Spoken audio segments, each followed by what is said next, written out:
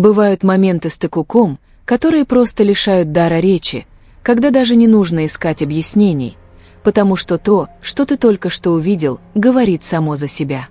В такие моменты все кажется настолько неуместным, что ты невольно замираешь, осмысливая увиденное. Такие моменты хочется пересматривать снова и снова, чтобы убедиться, что они действительно произошли. И самое забавное, что чем больше смотришь, тем больше вопросов возникает.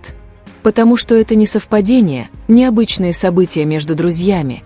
Это события, которые вызывают неизбежную реакцию, чувство, которое застревает в груди и не отпускает так просто. День, когда Чингук сказал, что он не из тех, кто первым говорит «я люблю тебя», а потом тут же сказал, что Тэхён милый, когда злится, и начал писать ему, что Тэхён лучший и что он его любит, хотя Тэхён и оскорбил его за то, что он бросил трубку, действительно застал меня врасплох. Это был не тот момент, который невозможно объяснить, или тот, о котором мы не могли бы поговорить, но я действительно не ожидала, что Чингук будет говорить «я люблю тебя» так много раз, да еще и с улыбкой, словно представляя себе Тэхёна, стоящего перед ним, расстроенного одной из его шуток. Возможно, я всегда говорю об этом, но это был один из моментов, который оставил меня без слов.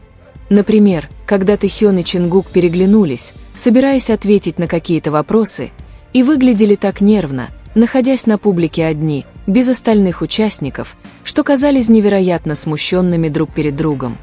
Этот момент действительно поразил меня не только эмоциями, которые он передал, но и тем, как их взгляды встретились, и казалось, что ни один из них не мог сдержать воздействие этого взгляда.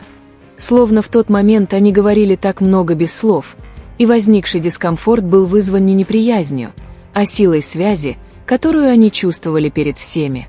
Когда Тэхён писал письмо Чимину, а Чингук вошел и спросил о Чингуке, словно желая узнать, почему Тэхён не пишет ему. Он был очень зол, потому что Тэхён был так сосредоточен на том, что хотел сказать Чимину в конце шоу.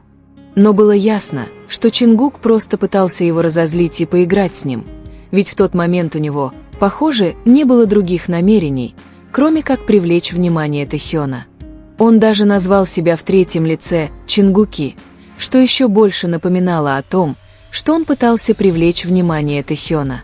Этот момент до сих пор меня шокирует, потому что Чингуку не нужно было прерывать разговор, но он сделал это в игривой манере, как будто не мог не вмешаться, когда Тэхён был сосредоточен на ком-то другом, в то время как Хобби наблюдал за ними понимающим взглядом, что я, безусловно, заметил. Точно так же, как Чингук не смог сдержаться и закатил глаза, когда Тэхён начал подражать девушке, которая брала у них интервью, и они оба просто рассмеялись, а Чингук в это время выглядел серьезным и молчаливым, как будто ему было трудно скрыть вызванное этим плохое настроение. Хотя девушка была очень дружелюбна со всеми ними во время интервью, поведение Тэхёна не помогло Чингуку среагировать на весьма очевидную реакцию, поскольку имитация происходила в обстановке, которая, казалось бы, требовала больше формальности.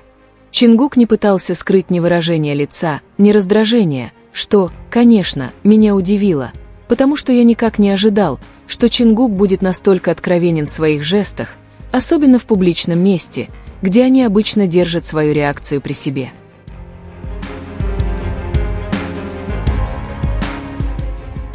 Даже когда мы увидели Тэхёна, сидящего на коленях у Чингука в самолете после недели, проведенной вместе в Корее, и узнали, что стали свидетелями их личного свидания, которое, как позже выяснилось, видела одна из фанаток, это было одним из тех моментов, которые я не могла забыть.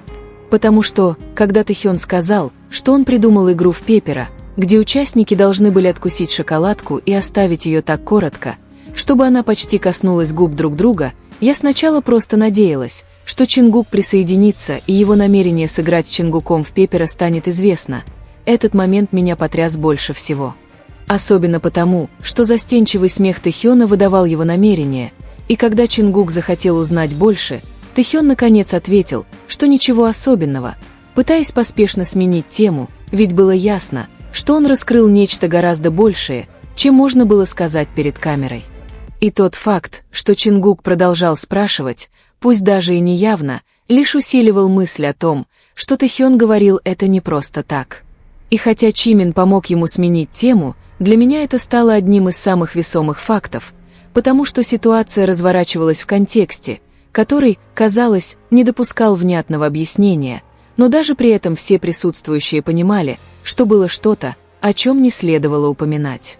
Именно это делало все это более искренним, потому что даже без громких заявлений или видимых доказательств в их поведении была преемственность, которая продолжала говорить сама за себя. Потому что им не нужно было делать 1000 романтических жестов. Маленькие поступки говорили громче слов, и это продолжало удивлять меня моментами, которые я не мог забыть, потому что Тэхён был настоящим. В конечном счете, все моменты, которые происходили между Тэхёном и Чингуком, будь то кажущийся пустяковым смех, взгляд, пойманный на камеру, или небольшое взаимодействие, произошедшее в тишине, выстраивались в нечто гораздо большее, чем просто дружба. Они были не просто двумя людьми, случайно оказавшимися в одной компании. Они были двумя душами, которые постоянно находили друг друга, даже в толпе, даже под постоянным давлением общественного внимания. В том, как они смотрели друг на друга, разговаривали друг с другом или даже просто молчали, было что-то неоспоримое. И хотя они редко говорят друг с другом открыто на публике, именно в этом и заключается их сила, в том, что им не нужно все объяснять, потому что их связь настолько очевидна, что ее чувствуют даже посторонние. Все, казалось бы, спонтанные реакции, кажущиеся простыми слова и жесты, которые на первый взгляд могут показаться шутками или розыгрышами, на самом деле несут в себе глубокий смысл.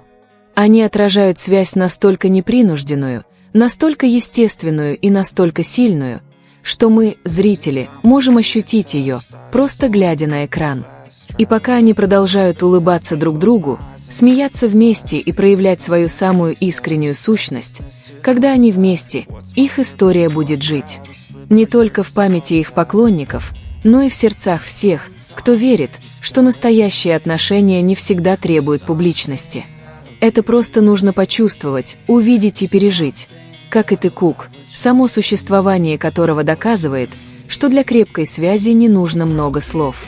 Потому что иногда любви, в любой форме, достаточно одного взгляда, чтобы ее поняли, и одной улыбки, чтобы запомнить навсегда. The infinite vastness of all that is blackness.